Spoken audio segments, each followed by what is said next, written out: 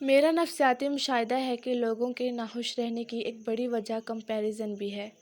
ہم بڑے نہ شکرے اور نہ قدرے لوگ ہیں۔ جو ہمارے پاس ہے وہ ہمیں اچھا نہیں لگتا، اور جو دوسروں کے پاس ہے ہم اس کے پیچھے بھاگتے ہیں، پھر وہ لوگ ہو یا پیسہ ہو یا مٹیریل آبجیکٹس۔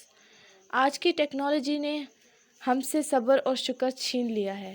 جیسا ہم دوسروں کو دیکھتے ہیں ویسا بننا چاہتے ہیں، اور جب نہیں بن پاتے تو احساس کمتری کا شکار ہو جاتے ہیں۔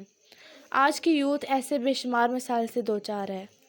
انسانی فطرت میں شامل ہے کہ وہ پرندوں جیسی اونچی اڑان چاہتا ہے، وہ گوارا ہی نہیں کرتا کہ نیچے دیکھے۔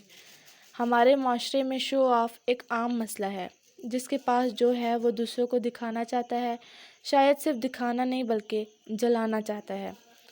ہمیں اپنے رویے کو بہتر بنانا چاہیے، اپنی سیلف ورتھ کو سمجھنا چاہیے۔ جو انسان خود کو قبول نہیں کرتا وہ آگے نہیں بڑھ سکتا۔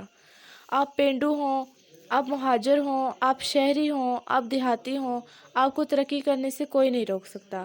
اگر آپ چاہتے ہیں تو زندگی میں بڑا سوچئے، کمپیریزن چھوڑیے، اپنی لائف کے خود گول سیٹ کیجئے اور اللہ کا نام لے کر آگے بڑھتے جائیں۔